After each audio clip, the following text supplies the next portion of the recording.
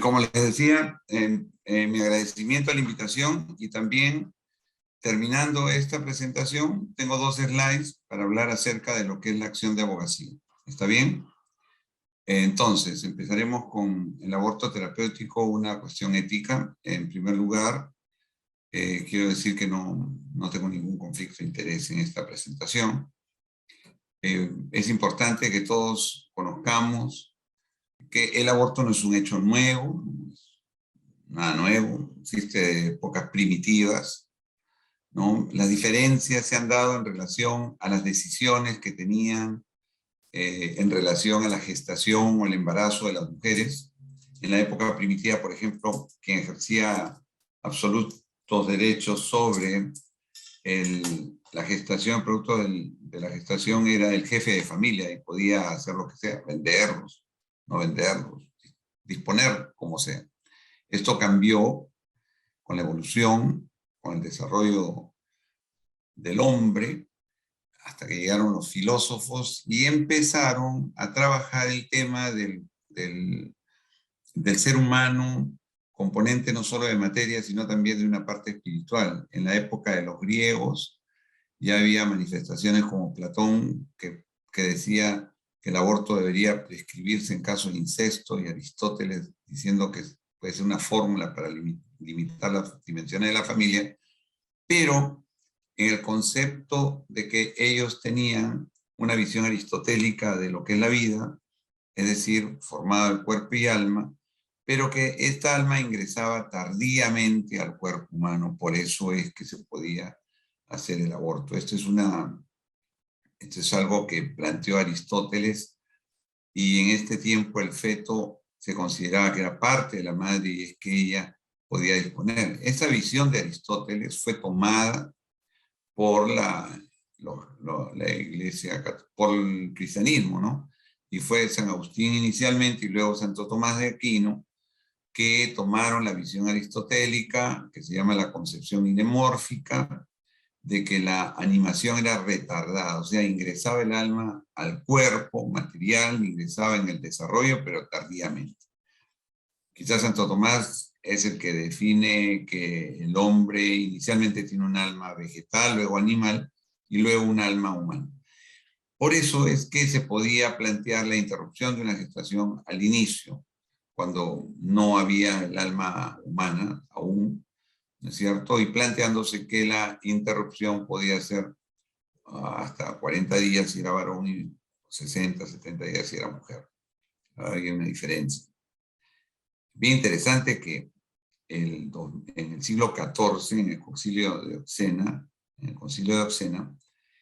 Iglesia adopta esta concepción ilemórfica ya formalmente y no considera el aborto como un asesinato.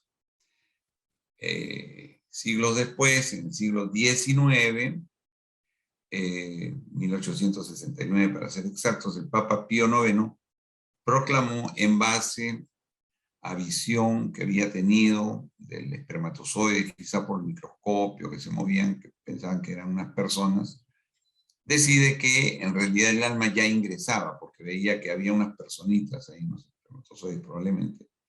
Dice que ya el alma ingresa desde el inicio, desde el inicio de la gestación. Y entonces proclama de que un aborto no podía hacerse y que eso lo llevaba al pecado o a una sanción fuerte de parte de la Iglesia. O sea, se prohíbe el aborto en el siglo XIX. Si se dan cuenta, son 19 siglos más o menos que se ha mantenido el tema del aborto con la concepción ilemórfica. El siglo pasado hay 2 hechos fundamentales.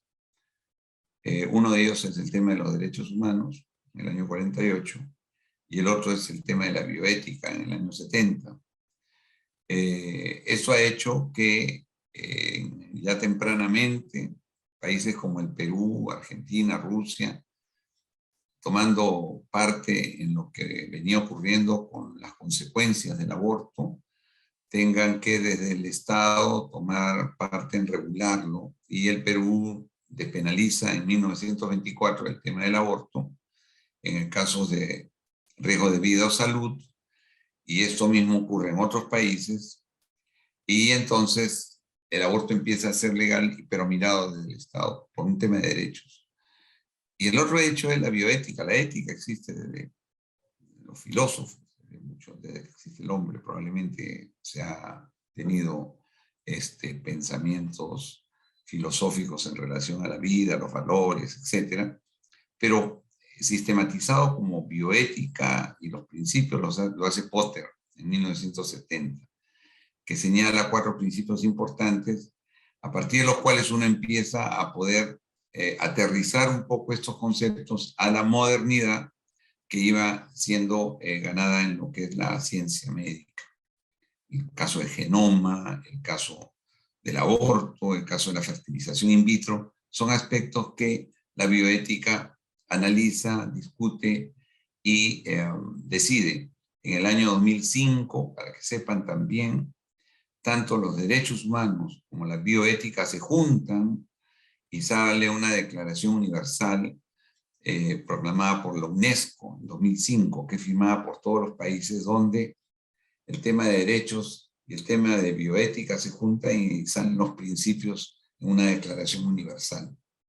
Esto es bien interesante porque esto más o menos se toma para regular algunos aspectos dentro de los estados. Muy bien, pero volviendo al tema específico del aborto, tenemos que ver qué es lo que se piensa en general en nuestras sociedades, ¿no? Primero, para decir que nuestras sociedades piensan que la maternidad es la expresión de la vida humana y que el aborto sería la negación absoluta, obviamente. Si uno es la vida humana, el otro es la negación. Sin embargo, cuando enfocamos el tema del aborto terapéutico como un tema de vida, ¿para quién? Para la mujer que está pasando por una situación que un evento puede ocasionar la muerte o el daño en su salud cuando está gestando y ella quiere vivir, esta persona, entonces la interrupción de la gestación sería una afirmación del valor de la vida y el respeto por ella. ¿Para quién? Para la mujer que está en este tránsito. Obviamente, esto es planteado fundamentalmente por la propia mujer que quiere vivir. Entonces, si uno mira así, el aborto no tendría que ser una negación ni absoluta de la vida, sería al revés, ¿no es cierto? Y es que cuando uno habla de la gestación, uno tendría que pensar en la actualidad como que la gestación no es una obligación para nadie, sino que esto debe ser resultado de una decisión de las propias mujeres. Y entonces, en este caso, se va a entrelazar el campo político de la ciudadanía con el campo de la ética y de la moral, ¿cierto? Por eso, nosotros creo que en la época actual, ninguna sociedad va a ser moralmente adecuada si no se organiza para propiciar la elección procreativa. Y no pensar que solamente la mujer está hecha para gestar con solamente la capacidad biológica del embarazo. Y entonces, mirado así, podríamos tener mejores decisiones en relación a la gestación cuando le afecta a una mujer en su propia salud, ¿no es cierto? Entonces, en ese caso, el aborto podría ser moralmente aceptable como aquella de continuar el embarazo, mirado desde ese punto de vista.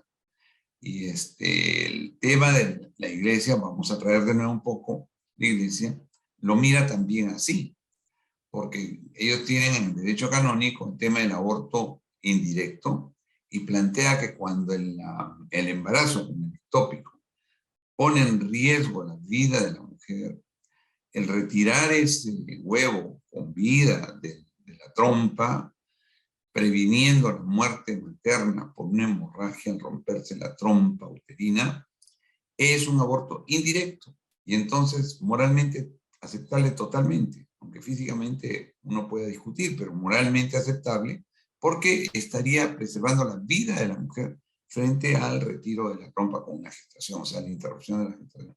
Y lo mismo ocurre como un aborto indirecto, también le llama el derecho canónico, cuando hay una gestación dentro del útero y uno retira el útero y había la gestación, pero la intención fue salvar la vida de la mujer porque tenía un cáncer. Se dan cuenta cómo a veces acciones que tratan de preservar un bien mayor puede, frente a un mal menor, moralmente pueden ser acciones aceptadas incluso por la iglesia.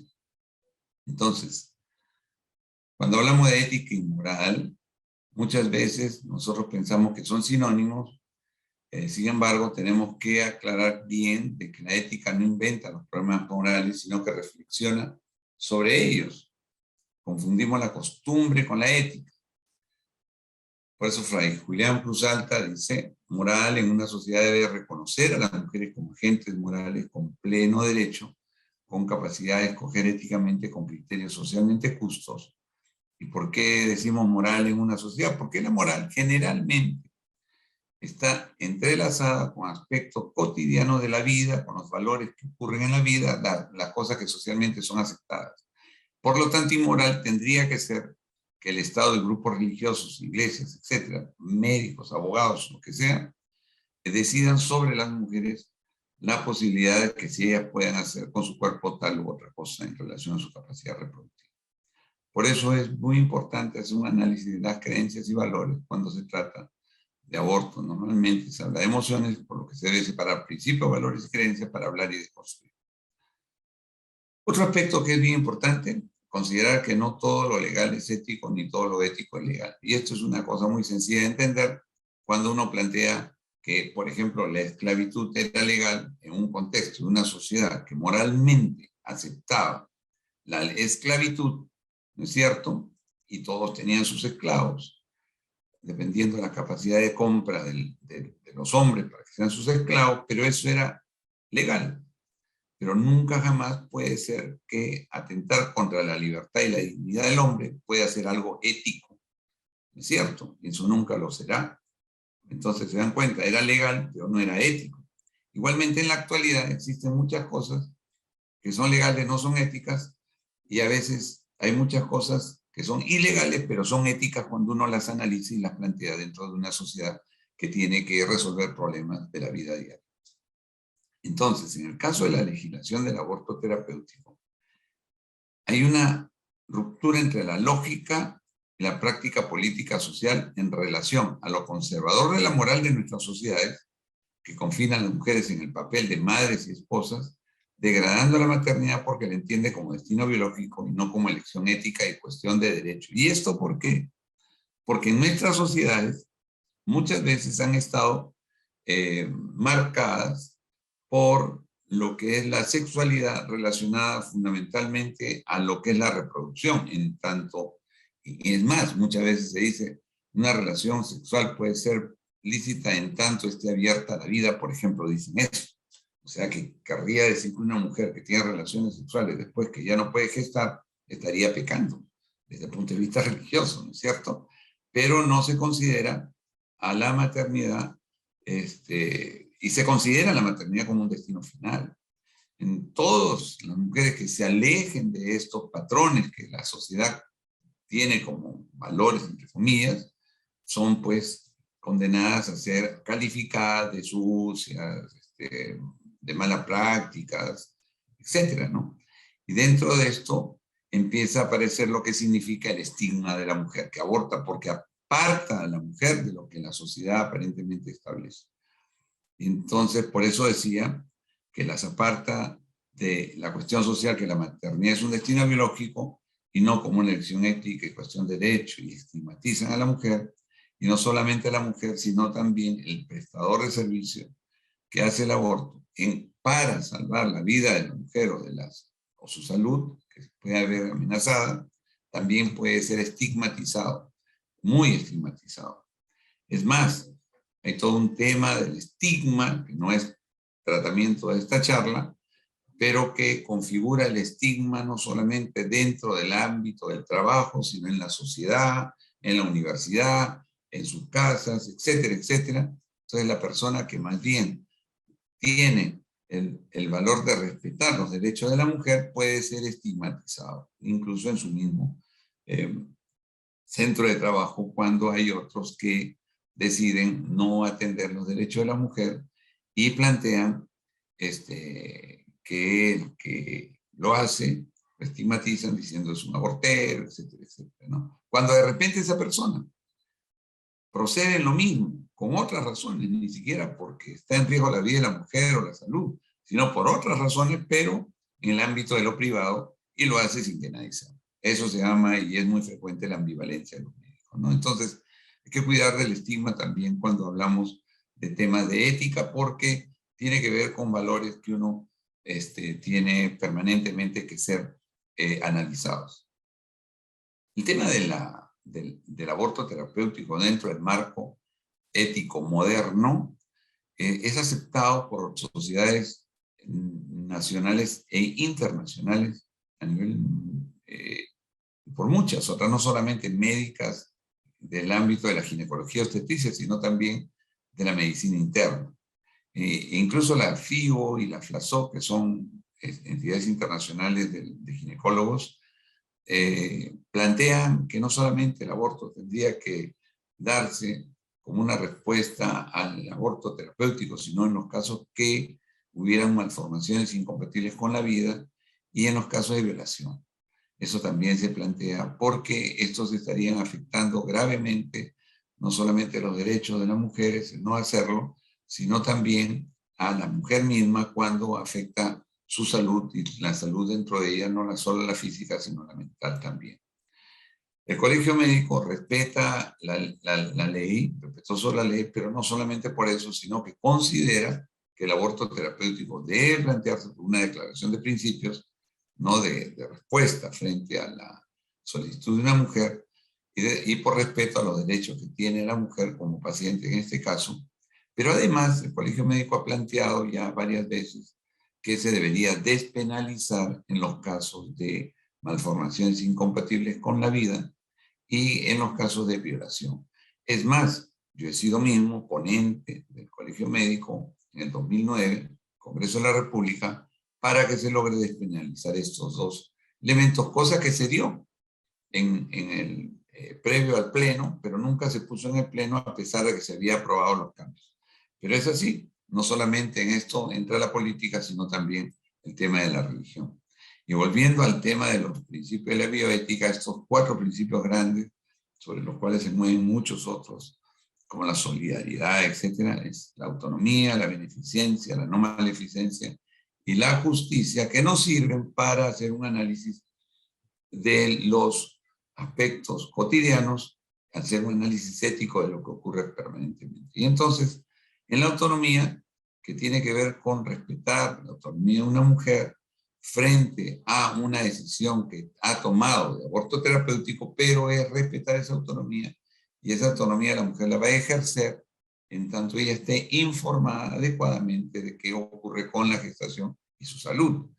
Y el de la beneficencia nos obliga a nosotros a estar muy preparados, tener mucha competencia para poder ayudar a una mujer en riesgo y no simplemente decir que la estamos ayudando pero sin tener ninguna competencia. El otro principio grande es no hacer daño, la no maleficencia, y el otro de la justicia, que es dar una atención a todas las personas por igual, sin discriminación, y atender tanto al que tiene dinero como al que no tiene, al que es pobre como al que es rico. Igual, estos principios son muy importantes a la hora que analizamos el tema del aborto terapéutico, porque el tema del aborto terapéutico en el Perú, que considera no solamente salvar la vida, sino preservar la salud de la persona, tiene que ser analizado en casos concretos, dentro de estos principios de ética, ¿no es cierto?, de respeto que se deben dar. No es un caso de decir, sí, sí, procede o no procede. Hay que analizarlo bien. Y por eso es que uno debe conocer todo lo que significan los principios para poder poner en la balanza, ¿no es cierto?, esto sí, a tomar una decisión correcta al final, que nos pueda llevar a lo que es el aborto terapéutico de parte de la solicitada por la mujer, pero con prestadores que estén tranquilos y cumpliendo su deber como profesionales frente a un marco legal, ¿no es cierto?, pero que además tiene una dimensión ética y también tiene una dimensión de derechos humanos. Y no debemos sentirnos mal cuando uno practica un aborto, en caso terapéutico, porque lo estamos haciendo en función de diferentes aspectos, pero fundamentalmente de respetar la decisión de la mujer que quiere vivir o quiere no enfermar gravemente posteriormente. Entonces, eso nos genera una responsabilidad muy grande y no debemos ser los que plantean el no atender esto, aduciendo que sus principios no lo permiten, ¿no es cierto? Esto es muy relativo y en ese caso ya lo podríamos hablar en otra charla. Pero las instituciones jamás deben negarse a atender los casos de solicitud de aborto terapéutico. En conclusión, el aborto terapéutico en la actualidad configura una entidad que es respetada, debe ser respetada por los profesionales porque tiene el marco legal, el marco ético y el marco de derechos. O sea, no debería ser negado por esta solicitud.